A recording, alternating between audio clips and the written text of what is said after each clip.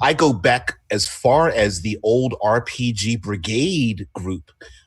But right now it's kind of split up a little bit, but it's been floating around. I mean, there's tabletop um, tabletop RPG group and all that kind of stuff. So there's a number of places you can find me, but most specifically, it's my channel that you can really find me at. And my channel is RPG with DBJ. I go live Monday through Friday, and um, it is a live interactive show. As a matter of fact, and one of the long-term supporters of that show is here in the chat as well. I'm also I mentioned at the top I write for Critical Hit Publishing, so I'm also a writer with two other guys, and my little brainchild is something called the Cinematic Environs. That's basically it. Yeah, you've got a nice little resume. I remember when the first time I think I saw your channel, I mean, you were really small, but you were putting out like some of the best, like immersive tips, I should say. Like you were, what was it? You used to talk about like magic items. Like I can't, like, there's so much good stuff out there, and everybody unanimously was like, this DBJ guy, he knows what he's talking about. Well, I want to say 5+ years ago, there was a gentleman went by Andrew Wood. Yes.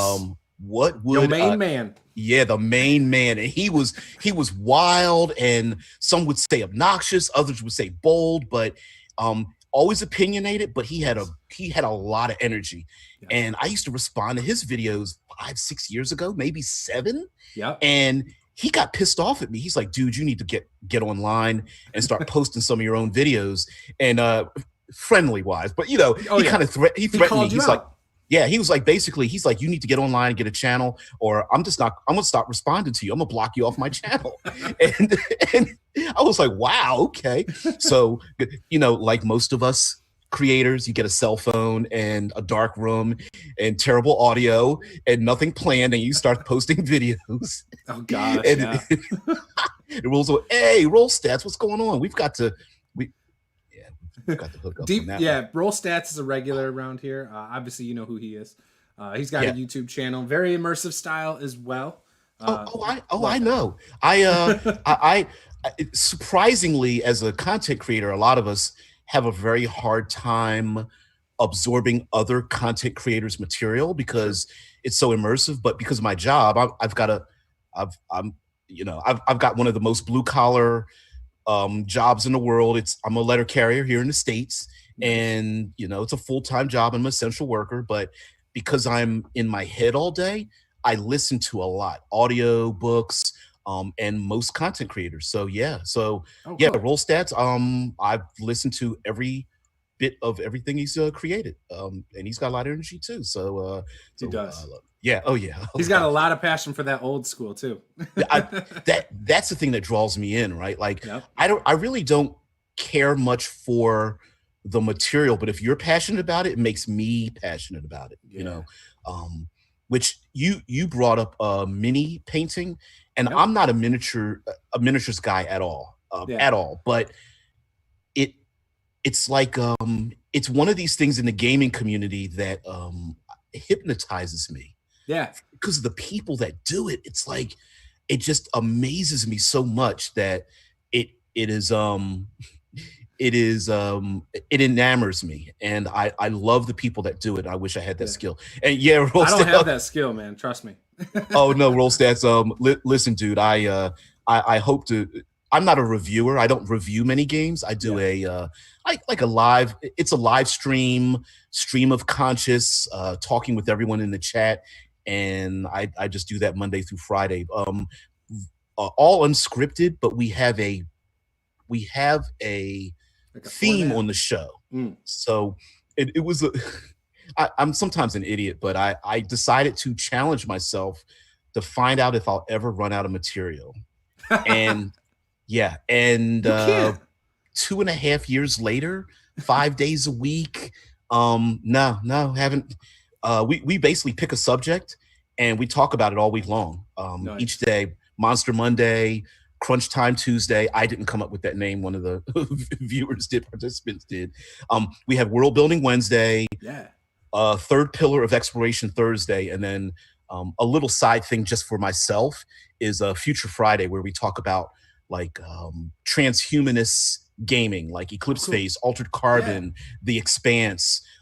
It's quite niche. Yep. But that's kind of my thing. Thursday and Friday is basically for me, and I just hope people show up for it. I made a character for Eclipse Phase once, and I've never played the game. Like we spent like an hour and a half making a character with an Excel spreadsheet because there was like drop downs in this Excel spreadsheet. And I was like, oh, this is gonna be cool. And then I showed up next week, and the guy who was gonna run it, they ended up playing a different game because it was in a store. And I was like, man, like. So, and then I found out it was free, and I was like, "Oh, cool," But yeah, I never played it.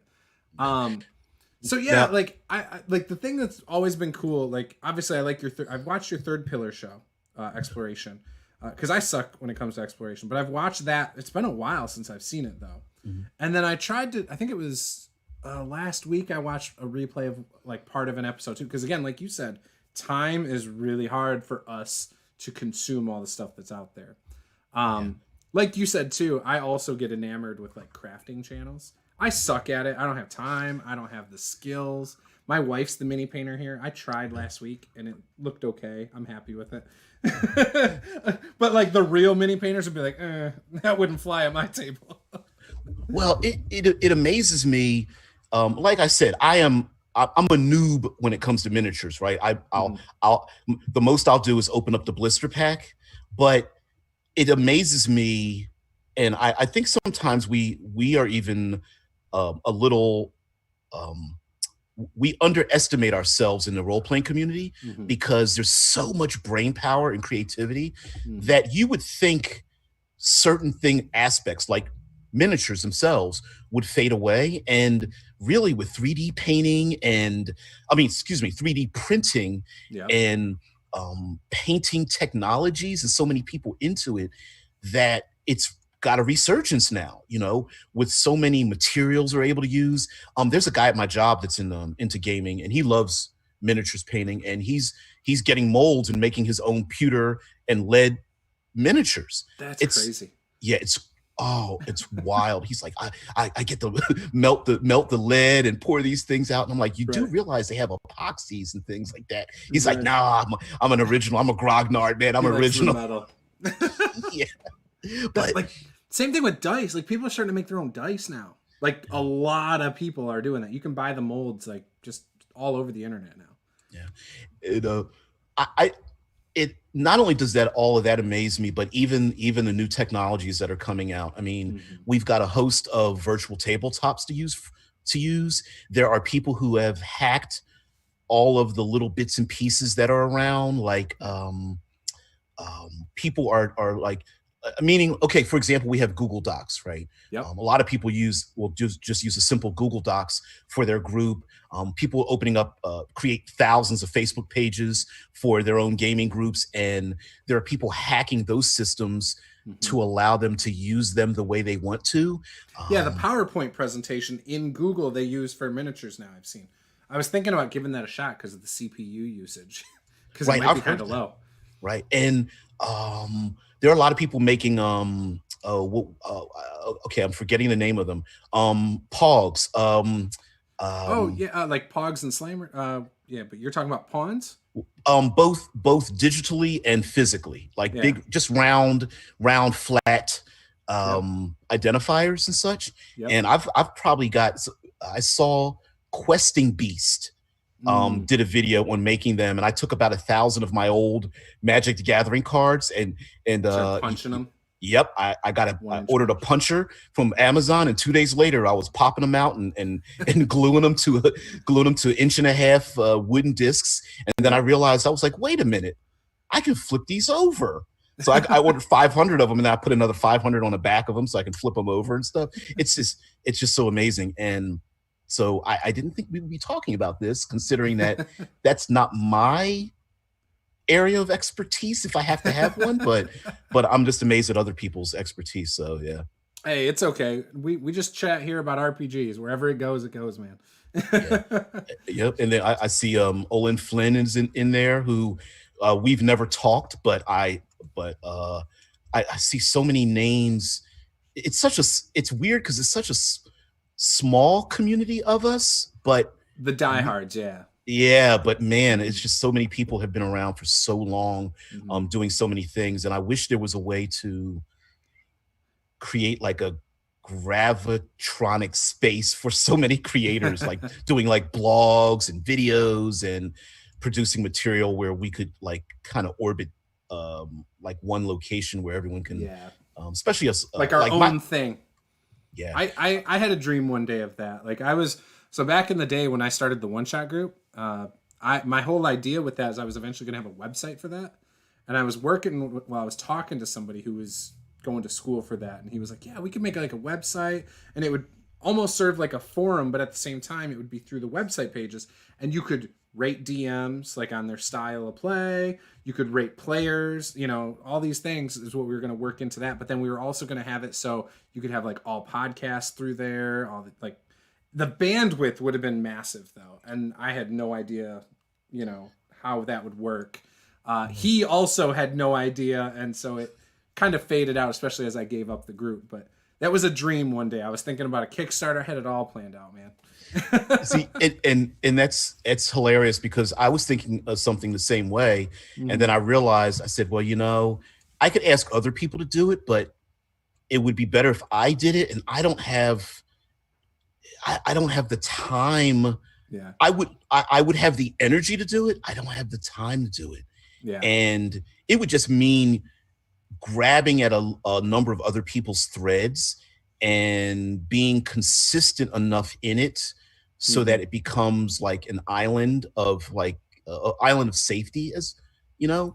yeah, And really it's the consistency and the energy involved in it, and in our instant meal society, sometimes social media, and I consider YouTube and Twitch and the rest of that to be social media. You really need a lot of consistency. for sure. Yeah, it's one of those things. Anytime somebody tries to start something new, it takes so much work and effort up front, not only from the original person, but the community too, to get it going. Because if like I could have done all that work, right? Put all that money into it, dumped it in, and if it's like me and three people, it's not going to go anywhere. It would have needed like people coming to the platform and Yep. then new blood every so often. It's Yeah. because people, once they find their groups or whatever, they would go off there. If they're not into making the content themselves, are they going to go there to view it? You have to make it interactive so it draws them in. There's Yep. so much to it. Yeah. I don't have Uh, that skill though. Like I don't have the talent to do that. See, I'm old school. Roll Stats put in a comment saying, I don't mean to fanboy, but your deep dive format really truly exploring a concept or idea is amazing. It allows for a real exploration of the subject rather Yes. than hey top five. And it's funny because I honestly I'm probably the anti-analytic under Twitch and YouTube, especially because I'm doing like 5 hours a week on one subject, Yeah. right? Every week. I've probably in the 800 to 900 hour range on the channel. And we'll take a subject on Monday and talk about it all week long. Like this week, Mhm. we're talking about random encounters. And even though today was Monster Monday, we kind of basically analyzed like what is a random encounter? Like we had to define it first. And Mhm. so by allowing by having a large amount of time to explore an idea, sometimes my mind will change. So people will Mhm. throw in like the channel's kind of funny because people will throw in like jokes and they'll throw in like Wikipedia links and things like that. Yep. And I'll be light when it's serious and then get serious when it's light. Because sometimes people will just send in little jokes. And I'm like, no, that's actually a really good idea. Let's talk about that. And so we'll move into it. I mean, we've done weeks on celestials and medusas and all kinds of monsters and things, giants and oozes, and then we'll go into like metagaming and we'll do that all week long. We'll Yeah. and I love the idea. I try to pick a subject that will back me into a corner. Mhm. What I mean It is like forces you to think. right. It's something where like, is metagaming bad? And then we'll talk about that all week long. And then we'll even get into things like, well, is there a time when it isn't bad? Well, yeah, let's talk about those situations. So it really allows us to really deep dive into things. And it like one of my deep dives was a it was a series. I think I titled it TV to RPG and movie to RPG, where we took a TV show or a character. This was actually a lead up to what it was Infinity War and I believe Endgame. Yep. I think it was Endgame or something. And we'll take a character like Thor or Iron Man or something, and we just started breaking the character down. Like, okay, in Dungeons and Dragons, as an NPC, as a player character, as a big bad evil guy, like what would this person be? How do they fit into the world? Where do they, where is their place? And so I love deep diving, and it's that whole artist thing. Artists, like, when you're given just a blank slate, like it's too broad sometimes. You need to give rules. Like, all right, I want a picture, but I don't want just any picture. I want a picture that has an apple tree, and I want a story that centers around the apple tree. Now you're forced to actually weave in something in that picture that tells a story. It just makes the artist think more and come up with things they wouldn't normally come up with, probably. And that's what it seems like you like to do. You like to give yourself a rule that makes you press the boundaries of what you would normally think of. Because, like, right off the bat, metagaming, is it bad? I would say yes, but I got to fill 5 hours this week. Let's actually go a little deeper. Yep. Like, I love that idea because, obviously there are times you want your players to metagame. Like, hey, guys, I know we just split the party, but let's find a way back to each other now. Like, let's make exactly. I mean, it's the classic, hey, I just purchased Isle of Dread, and everyone's like, I'm not going to an island. That's not what my character would do. And you're sitting there like, well, okay, you literally saw me pull the plastic off the module and open it up in front of you. You're going to the island, and you're railroading me. No, I'm not. I spent like $7.99 on this thing. Right. No, you railroaded me when you accepted the module and came over to my house to play. Right. Not my fault. Made a character like that. Yep. There's all kinds of things. Yeah. Cameron in the chat too. Cameron is a loyalist as well, and he's like, yeah, I've got a few opinions on the subject, talking about random encounters, and Cameron's great.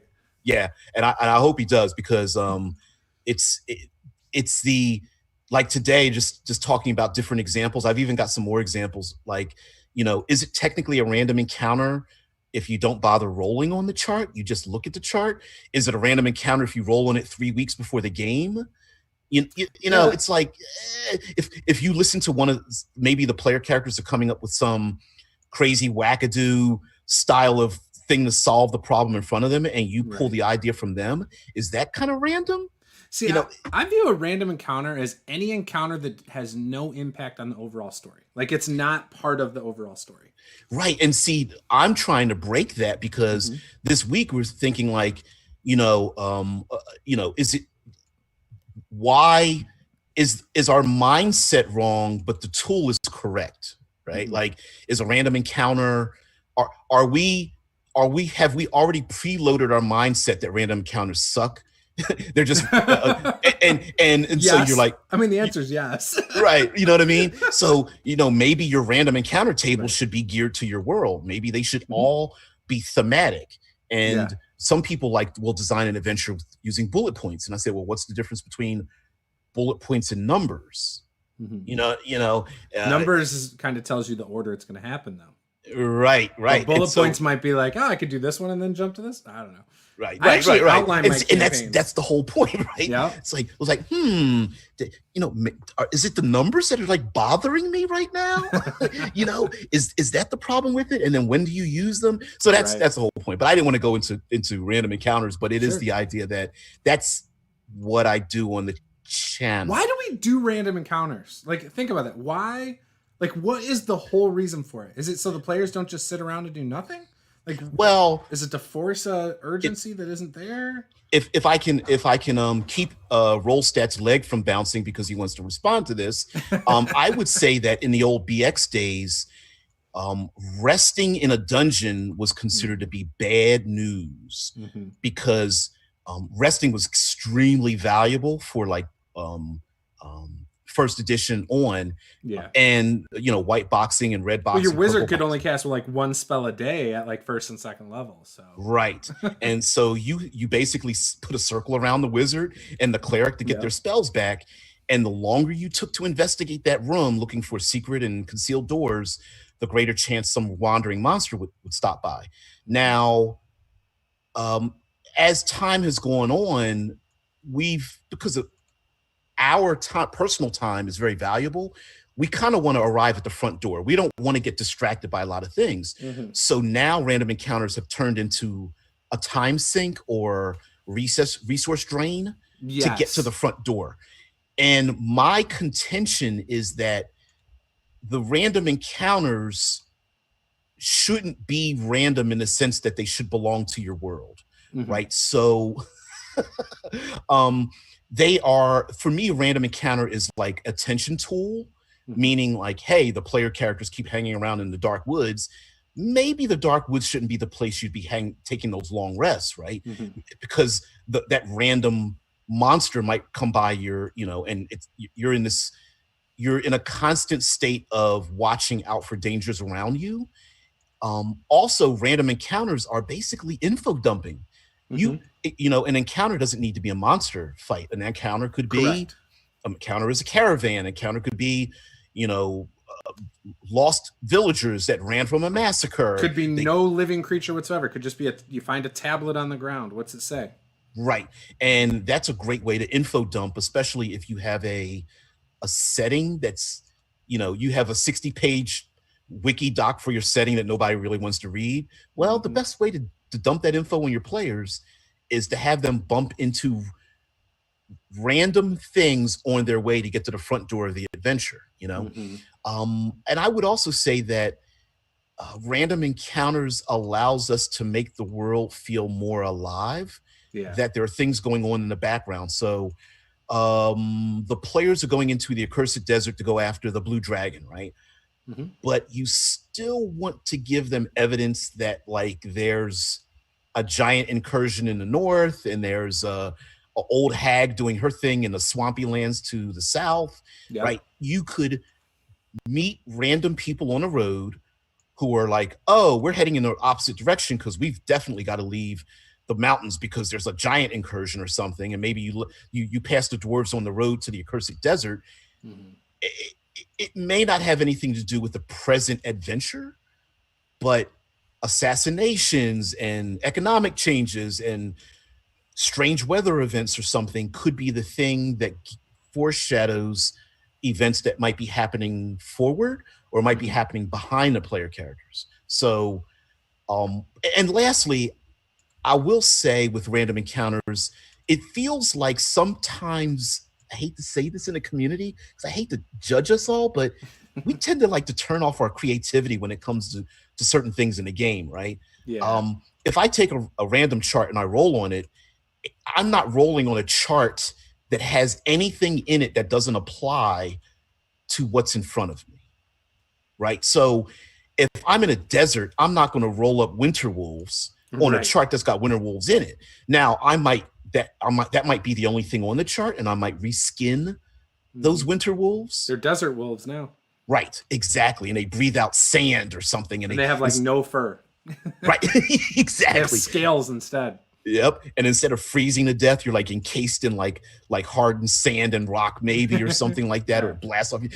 And so it's not that there's a random encounter that has, I think we conclude that if you're going to bother to roll on this random thing because the players took a left turn and you weren't expecting it, that it shouldn't have anything to do with the game. But I'm saying every encounter should have something to do with the main game. Yeah, I agree. It's just that you got stuck and you're like, oh, give me 5 minutes, guys, or let me get a pizza, or let me take a bio break, or whatever. Give me 30 seconds, roll a couple of things, and then conceptually and contextually, you make it fit into the game.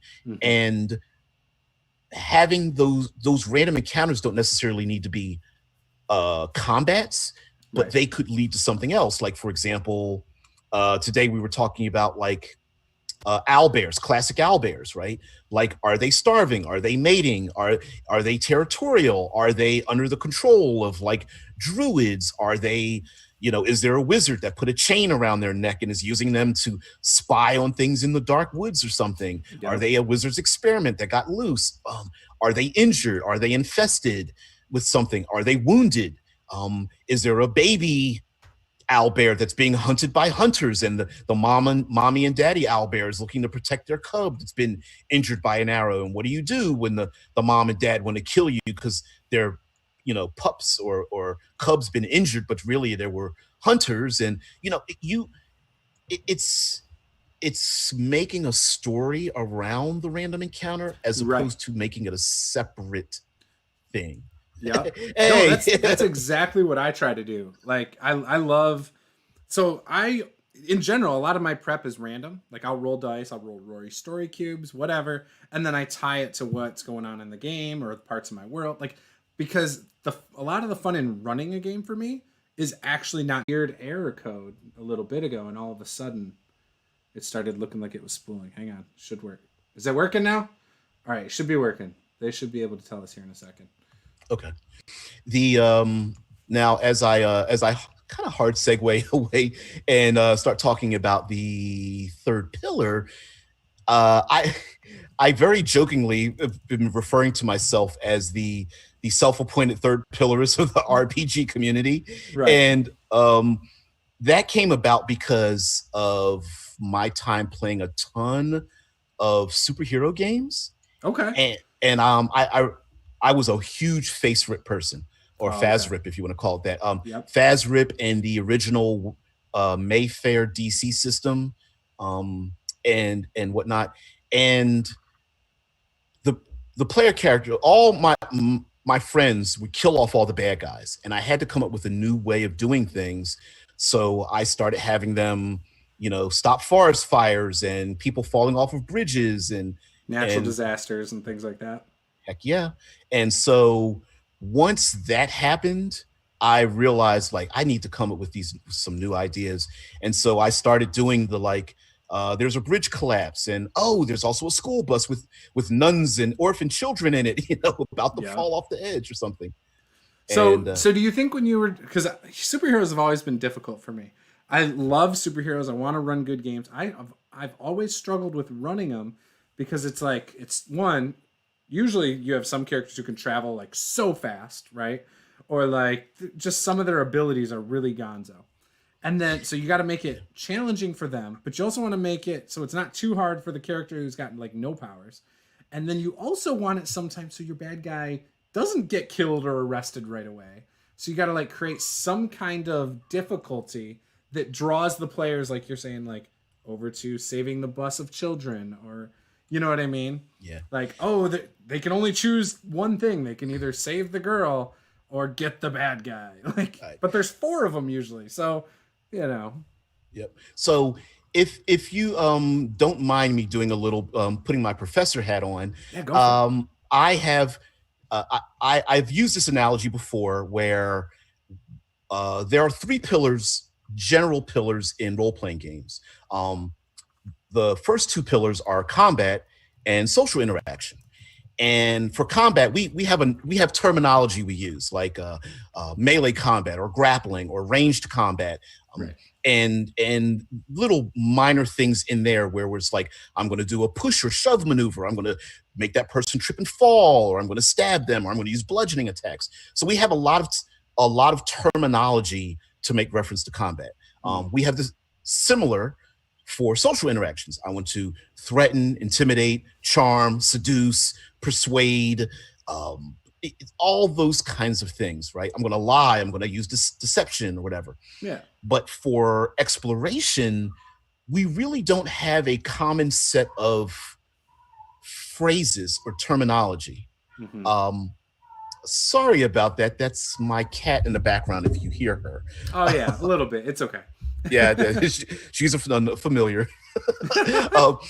So the a lot of phrase and terminology I like to refer to are like, we know exploration brings to us knowledge. Okay, mm-hmm. I'm going to we're going to go out and explore the dungeon or the crypt or the wilderness and discover our way through it, whether we're going to navigate or uncover some lost lore. Yeah. But for me, I think it can go a little deeper than that. Maybe, just maybe, the players, as opposed to handing out magic items and potions or blessings from the gods or boons or something like that, maybe they find something that gives them some sort of benefit when the combat and social interactions happen. Maybe not so much the social interaction, but definitely in the combat, right? Like finding the high ground to get above the trolls that are searching and sniffing for their blood or something, or finding a place for them to hide, or tumble boulders down from the upper portion of the valley on top of their enemies, or finding a place to run to get away from the torrential rainstorm or the flooded valley or whatever. Like maybe there's ways for them to find things that help benefit them during their adventure that, had they not explored, they wouldn't have found those particular locations. But we can go even deeper with that. We can go deeper into actually using the environment in combat. Right? We have static locations, random. We have stimulated locations, meaning I can call them if-then locations. Like if you do a thing, then something will happen. We have escalating encounters when we talk about the environment. We have mobile encounters, ones that will follow you around. We have timed encounters, things that happen periodically. And of course, there's a 0.5 that I always add in there, where we can start stacking those different elements together. Now, one of the complaints, because I'll intercept the complaint before it happens, even in the chat or anything, is that many players are going to say, if you insert these things in, it's going to nerf my character. And my answer to that is yes, except for the fact that if the environment keeps changing, then maybe this time you're not as effective. But that's where the role playing and counting on your fellow players to help you out works. So if your character's an archer and there's a thick fog that blankets the dark wood, and you have disadvantage on hitting anything more than 5 feet away from you, maybe you need to count on the druid to cast to take the opportunity to make the decision to cast maybe a gust of wind to get rid of the fog, so you're more effective as an archer. Right? So you end up having stacking these usages of your time and your resources, and time is actually a resource to benefit the party because you are in a particular environment that's affecting one or more of you, or maybe all of you. So yes, and the environment could nerf your character, but it could also help. Like, say you have an environment that is very tight fitting spaces. Like, we've all seen the movie where, like, the giant dragon, like, it chases the character and it goes between some roots and it can't get through the roots. And so now it's chomping and it's, like, 5 feet away. Like, so you could do the opposite, or, right. And, like, use it, like, oh, I'm only a level 5 character, but I'm fighting something I should be level 15. But if you use your environment well, you might be able to take it still. Absolutely. I always say the environment should be used and abused. It should be used and abused. If you're doing the, well, maybe this is a bad thing to bring up. If you're doing a Game of Thrones where you're running away from the dragon, right? And okay, maybe the dragon breath, you can't really run down a dark alley to get away from it, right? But you are avoiding those claws and that bite and that tail that can come after you, right? And then maybe one of the spellcasters is like, well, I can stop the fire, but I don't have any defense against the claws. And someone goes, hey, let's run down the tight alleyway, and then maybe that will help us out. And so it's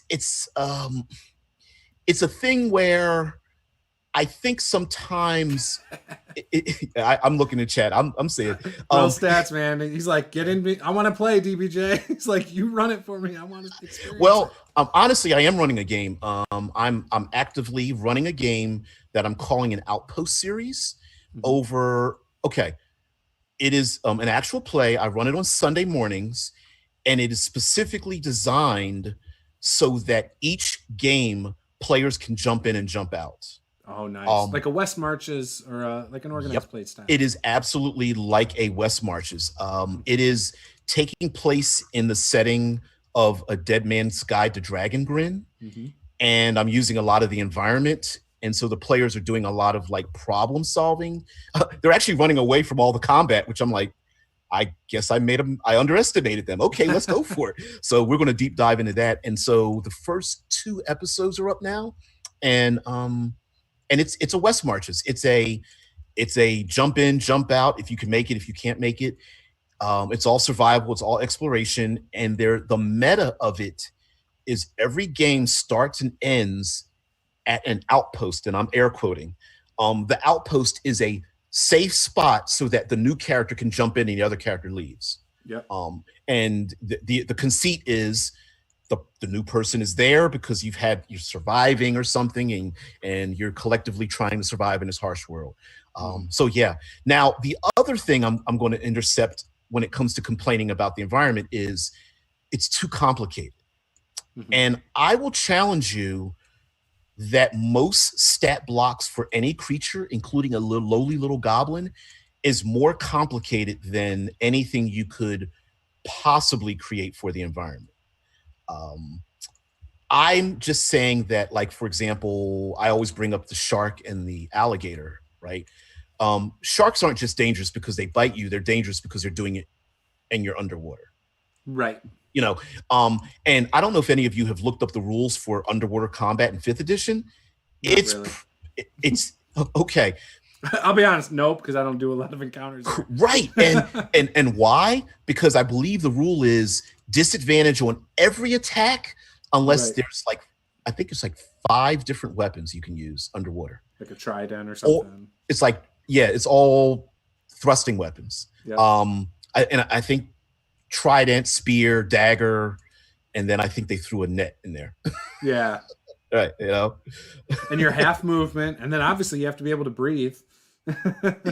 So sorry, Rollstat. I'm picturing your comment there in the chat. I'm picturing you screaming that after you bust into the door in a Tom Cruise movie. But say, yeah, you had me at. I'm actually running a game. It's pretty funny. But when it How comes, can people get into your game? By the way. Okay, well, you could I'm asking for roll stats because I know that's the next question. Okay, well, you could send me. You could direct message me, and I could throw you into the pool. The pool of people that are there.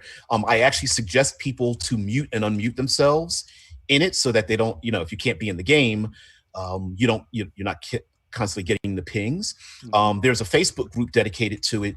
And I post in the Absolute Tabletop Facebook group and the Critical Hit Facebook group for like players and what's coming with the upcoming game and all the links for it and that kind of thing. So yeah, hell's yes.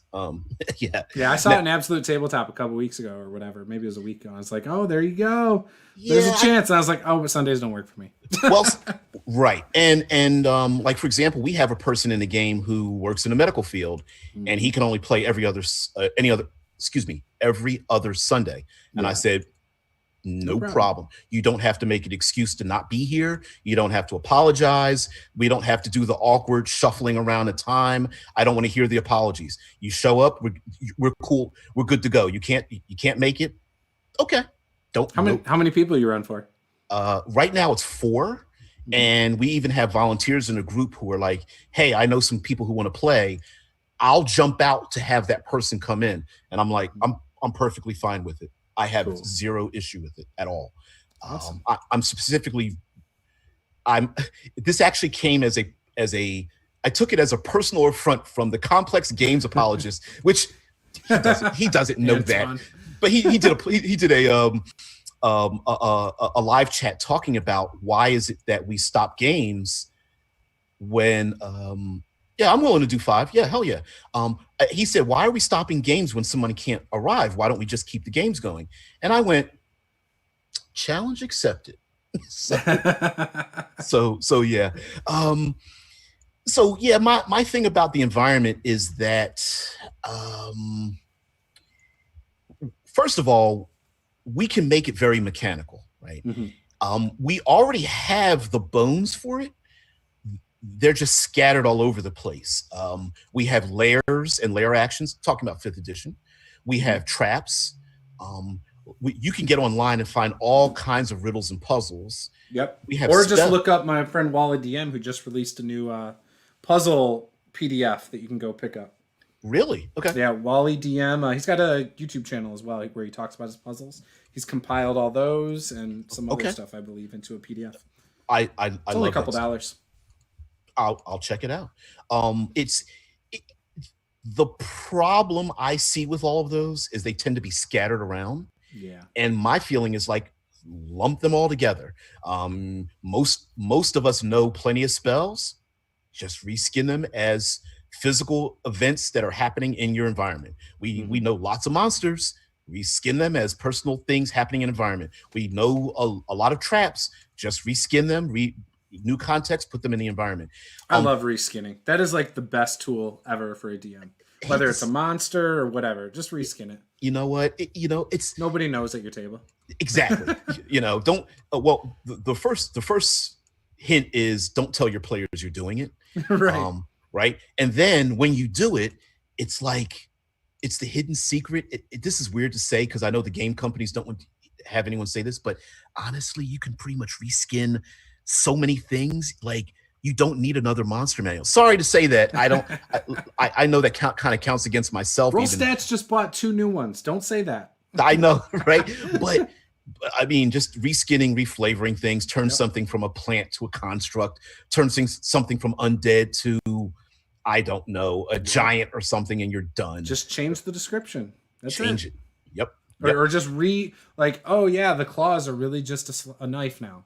Like, or a sword. Like, doesn't matter. Yep. Alan says, no, we didn't address this. He says, over the years, how much has system or edition had an impact on your perspective when gaming and creating? I'm a literal original OG. I'm an original grognard. And I owned the purple box, but I began playing in the 70s. Oh, wow. 77, 78. It was actually back when you had to make your own dice out of stone. I remember those weird soapstone dice with the crayon you had to fill into. Yeah, I remember that era. And I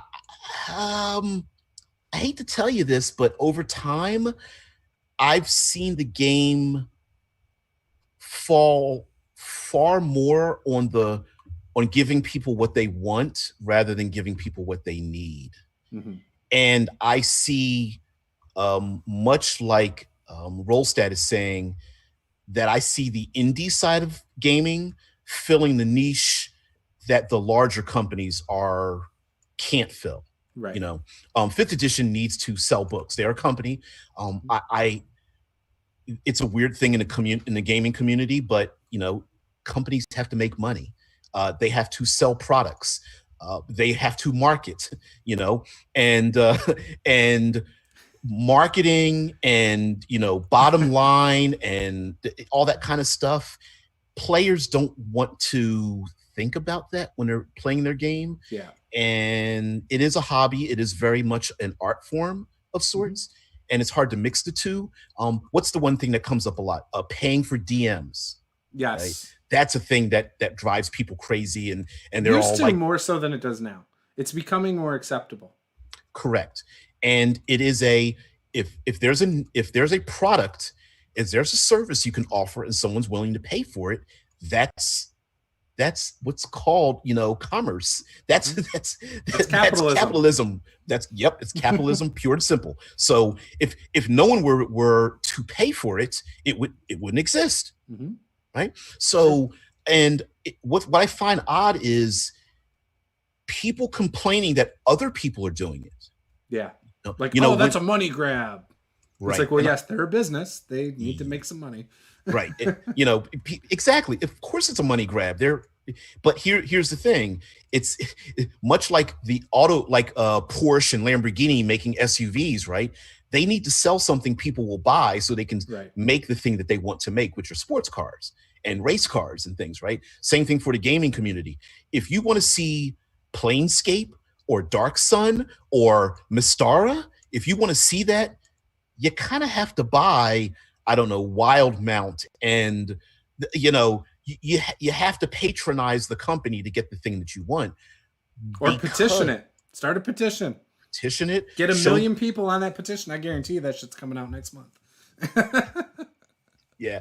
Hey, listen, money has a lot to do with it. And what I've seen, don't necessarily like it, but I understand it, is this idea that the industry has been creating more and more safety nets for players. They of course want to make it inclusive. They want to make it safer. They want to make it as easy for new players to join in because that's where the money is at. Yep.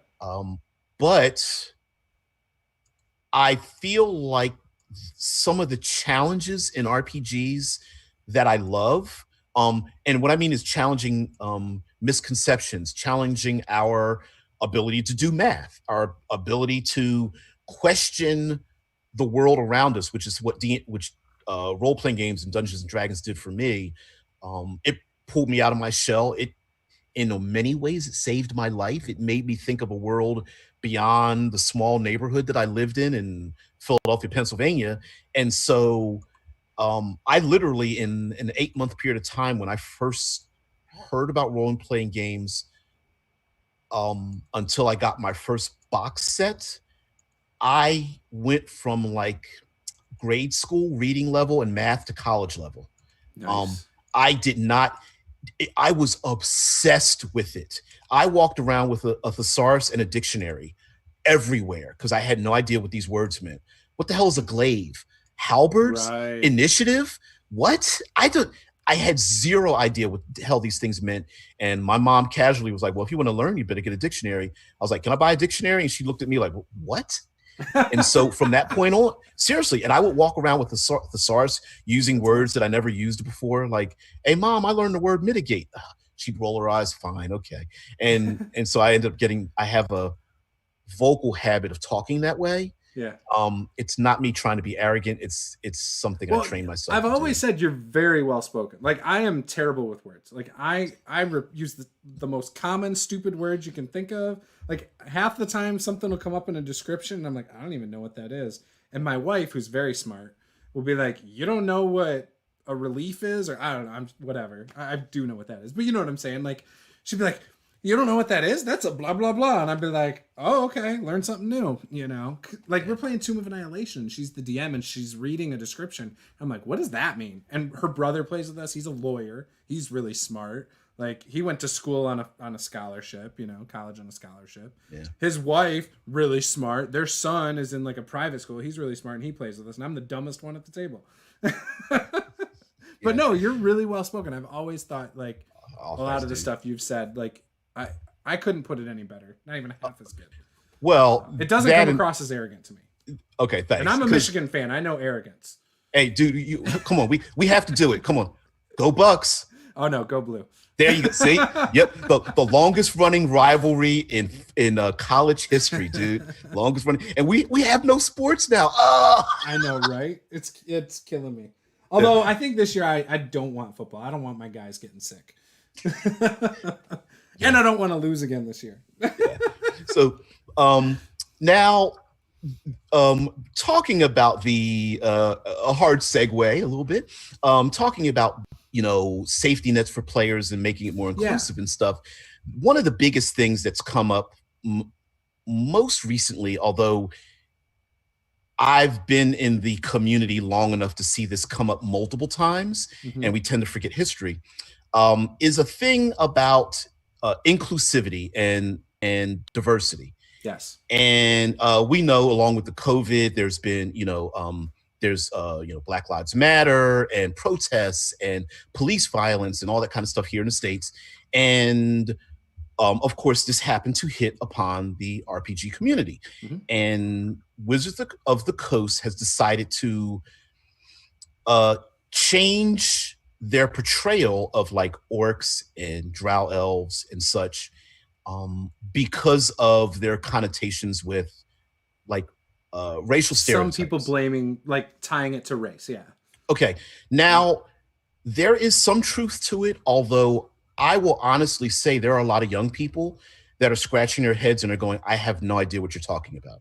Mm-hmm. Um, Unfortunately, a lot of the writings of the people that have created the world that became role-playing games, and I'm talking about Appendix N, right? The 80s stuff. Right. I'm talking about Lovecraft. I'm talking about all the books of the Age of Exploration, right? The Conan and I don't know, Buck Rogers and who are these?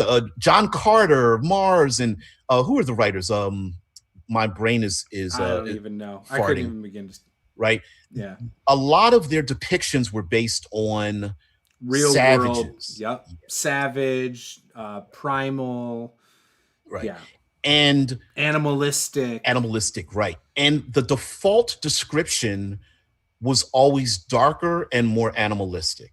Mm-hmm. Now, this varied based on like science fiction and Mars or ancient culture and Tolkien and what, but it tended to more or less default to darker and more animalistic. Now, some were pretty blatant about like, I don't know, Doc Savage or Tarzan or the Phantom going into the dark jungles of Africa, and they were darker and savage. Some of them were pretty direct. Others were very circumspect, like orcs in Tolkien orcs. They were of a dark and savage nature, right? Now, as time has gone on, like I say, younger people playing role-playing games, they're scratching their heads going, well, I know the difference between a human being and an orc. Right. I've never conflated the two. Like, I've never made the comparison. I've never thought, oh, I'm playing a half orc. This must be like a representation of somebody in real life. Never thought of that. Thank you, Roll Stats. He brings up a Robert E. Howard, H.P. Lovecraft, Clark Ashton Smith. There's a number of them where they defaulted to the dark and savage being the default enemy. Dark is bad, white is good, or light. Or light, right. And how many damsels in distress were of alabaster skin, dressed in white silks or something, standing, at the top of a castle or something, captured by an evil enemy, and the heroes down below, raising their fist or sword into the air or something, or whatnot. We've seen it all, okay? Yep. Well, here's the thing. I understand that as a company and as a game, they want to be as inclusive as possible. Mm-hmm. The thing is, we've already seen this happen. I give you an example. Pathfinder First Edition. Mm-hmm. Paizo came out and said, guess what? We're going to make our art multiracial, multi-gender. And we're going to have trans characters. Yep. Right. Now, a lot of people are going, I don't see color. Yet, I read a lot of racist comments about people who were like, don't ruin my game by putting art with black people in it. And I'm like, oh, they said that when Pathfinder came out? Yes, it did. Yes, they did. Wow. I shouldn't be surprised, but I am. And the thing is that the reason why I'm not upset about WotC doing this, I encourage it, despite the fact that I don't think it's needed, is because I've sat back as a geek and I saw the racists come out of the woodwork when Paizo said they were changing their art, when WotC said they were changing their art, and they even put out a thing about 4 or 5 years ago about using different male, female, he, him, them. And people blew up about that. I was there when the racists came out of the woodwork when they said the first Captain America in the comic books was black. It was based on a Tuskegee experiment. That the experiment that eventually turned Captain America into who he was actually given to a bunch of black soldiers, most of whom died or went insane or whatever.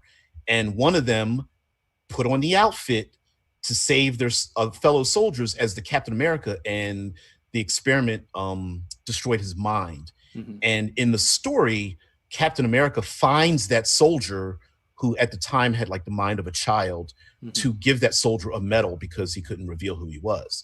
And it was called, instead of Red, White, and Blue, it was called Red, White, and Black. and the races came out of the woodwork for that as well. Hmm. I was there when the races came out of the woodwork for when they hired Michael B. Jordan to play Human Torch. I was there when, from all of the race changing and people getting upset, and I'm like, well, I thought we didn't see color anymore, Hmm. right? And by the way, I don't remember the world crashing down around our ears when they did these things, right? Right. Um, I think it's just a matter of comfort level. Hmm. And while I understand some people are like, well, I'm comfortable with my group, or I'm comfortable playing the game the way I want to, I don't see why I have to go out of my way to change. You don't, though. You exactly. There aren't any RPG police. Right. Um, I'm going to say one last thing that we've already dealt with this subject. Hmm. I bring to you the game Call of Cthulhu. Call of Cthulhu in its various iterations, I think, is in its 7th edition. Chaosium 7th edition, yep. It deals heavily with H.P. Lovecraft, and we are smart and intelligent enough people to go, hey, guess what? I like the setting. I hate the racism. Can we just get the racism out of here? And and everyone universally agrees, yes, right? And they still play Call of Cthulhu. So we've already seen this happen. We've already solved the problem, and we've already gotten past it. Mm-hmm. The fact that WotC is putting out a policy on this means that, and the people, something got me very upset when something came across a Facebook feed. I think someone reposted like a Twitter thing about like more or less saying like Dungeons and Dragons was made off of Tolkien, and they specifically said it's for white people and Caucasians, and if you're a person of color, you need to find your own game. And I was just like, that is so ignorant. Little bastard. Like, you this is all of our game, dang it. Right.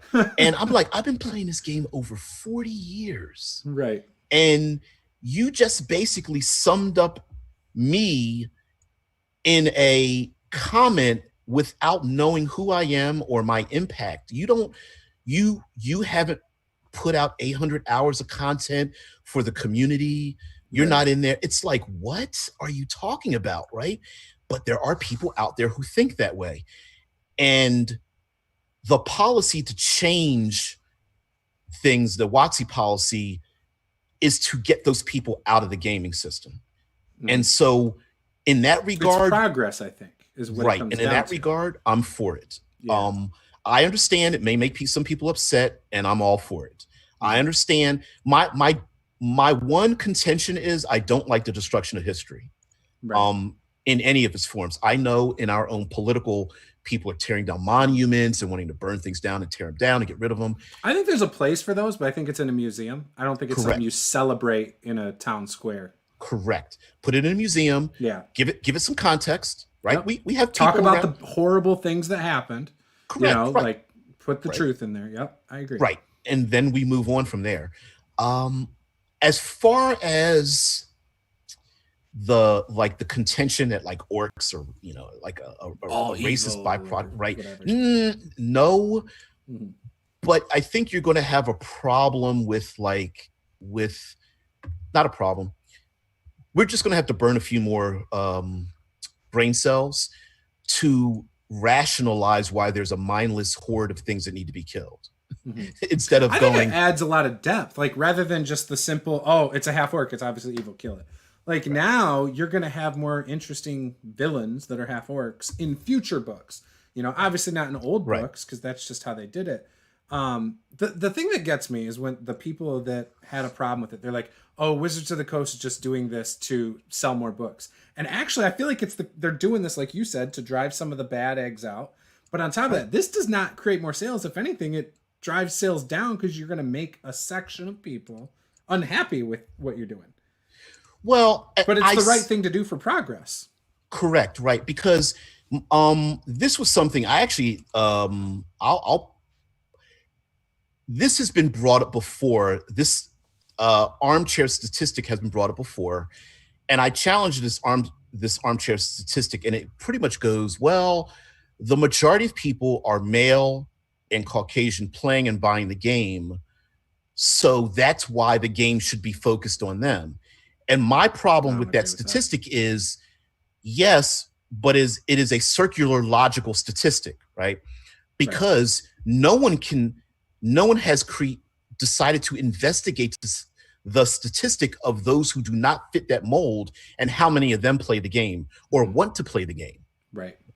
No one has reached out to the, Asian or, Latino or, Black or African American community and went, oh, guys, we'd like to know how many of you are out there who want to or are willing to play the game so that we can market to you too, right? Mm-hmm. And so much like sports, I think you remember this, there was a time in sports where they never advertised the women. Never. Yeah. They never had T-shirts. They never had women announcers. Sports, I'm talking major sports, baseball, football, basketball. Wasn't there, in the 60s or 70s, there was the tennis duel between the man and the woman where the woman kicked his ass. And that changed a lot, I feel. Like, that changed how people looked at sports. Like, we need more shit like that. Yep. And once the billionaires figured out, wow, I could double my billions if we, I don't know, had female announcers, female T-shirts and merchandise for females, commercials that feature women watching the games. Do you mean we could double our money doing that?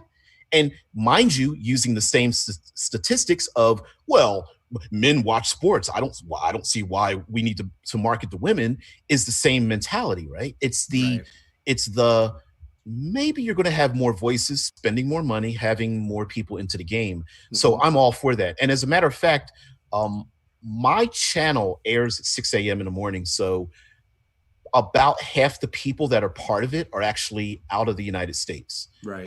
They're overseas. And a lot of them don't have any context to some of the racial disparity here in the United States. So they don't even understand it. Right. Right. But one guy asked me a poignant question. He said, when I read a book, an actual novel, what race do I see the characters?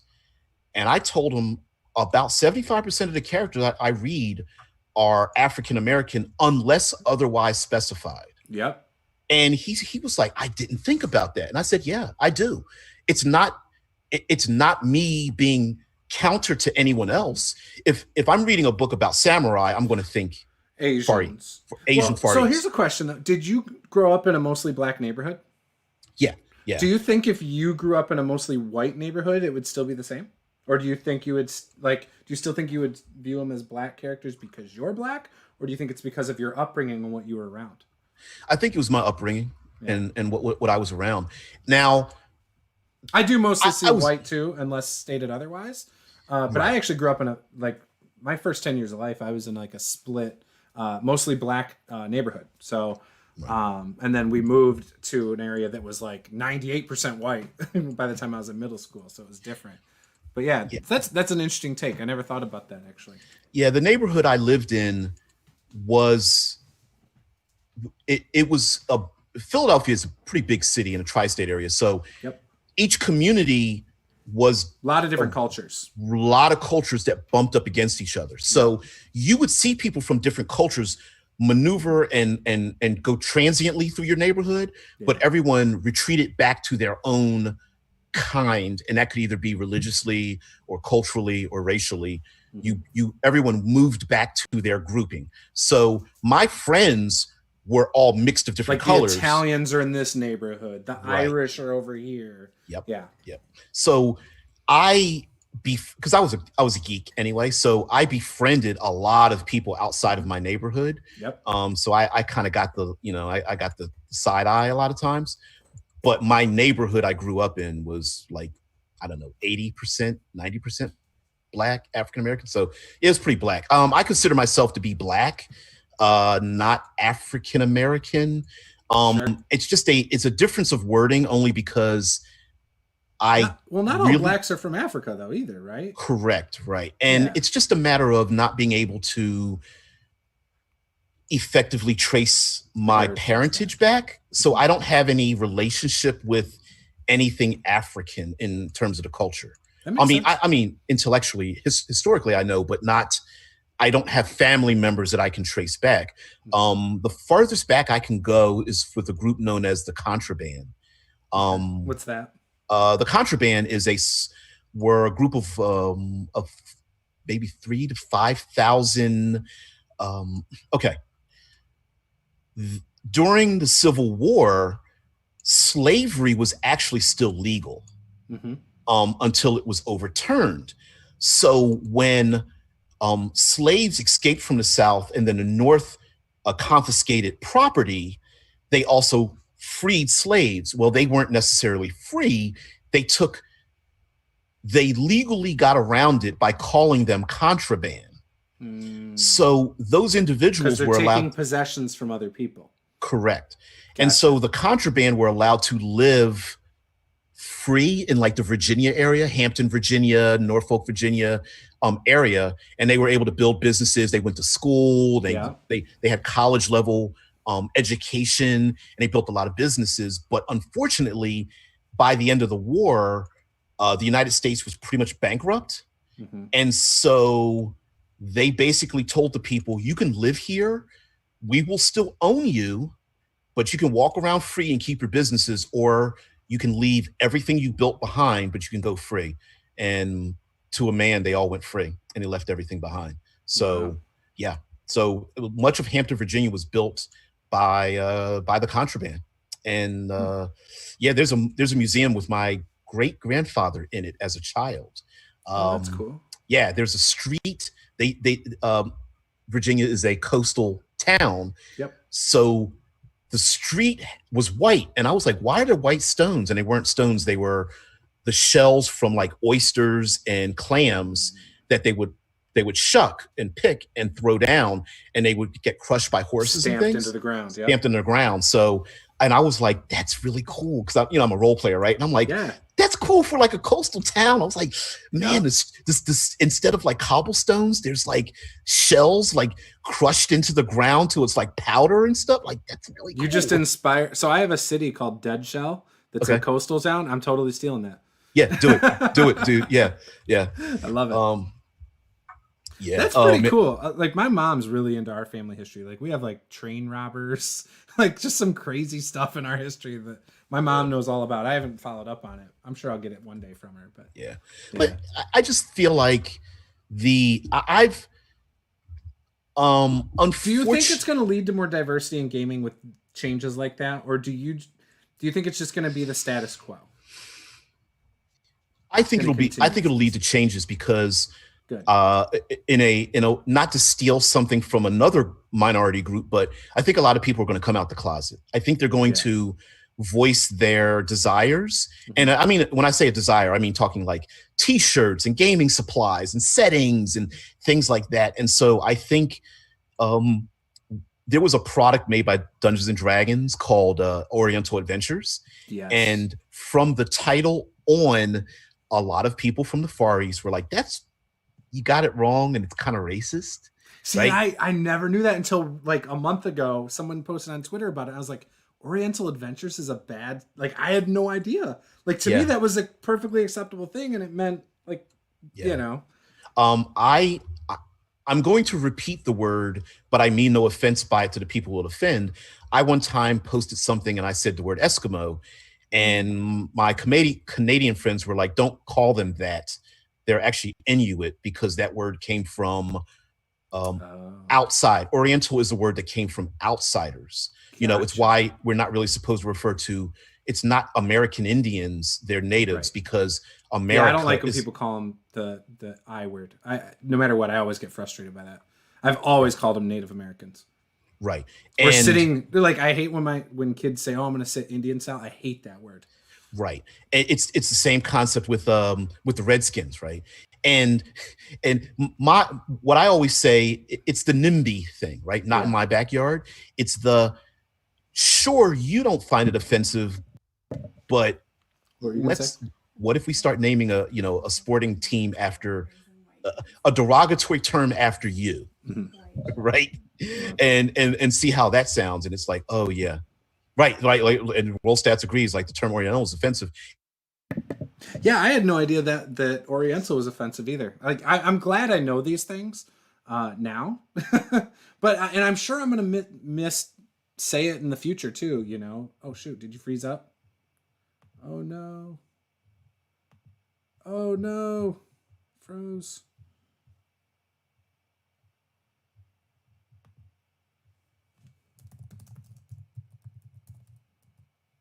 I've had a couple problems with my stream tonight. It froze on me, I think. He froze. Can you guys still see me? Is it just DBJ who's froze? Yes. Okay. I'm going to see if I can get him back. If not, we may end up having to end the stream. But hopefully not. Okay, there he goes. He dropped. Let's see if he comes back. I was really enjoying this conversation because, you know. All right, so just a minute. We'll go on a break and we'll be right back, hopefully.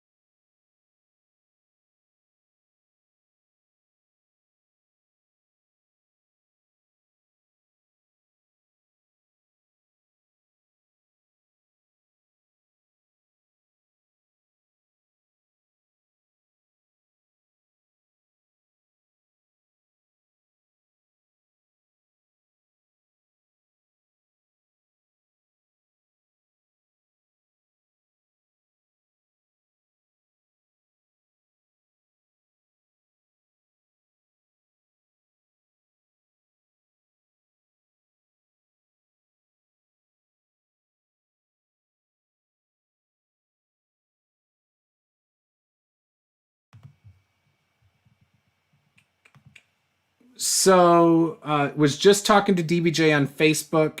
His power on his whole block went out, so he's not going to be able to make it back. I'm going to. I was enjoying the conversation. I'm learning a lot, and I love DBJ. So I'm gonna try and get him back on in a couple weeks. See if we can make something work out. Because I think this is a good and very important conversation to have. And so, you know, maybe we'll talk about this again. Maybe we'll just talk about some other RPG stuff. But yeah, so anyways, the link, if you want to see more of DBJ, if this is your first time, is down in the description. Go check him out. If you want to play in his game that he plays on Sundays, you can find him on Facebook. He's got a group for it. He'll get you into his group, and you can play a game with DBJ.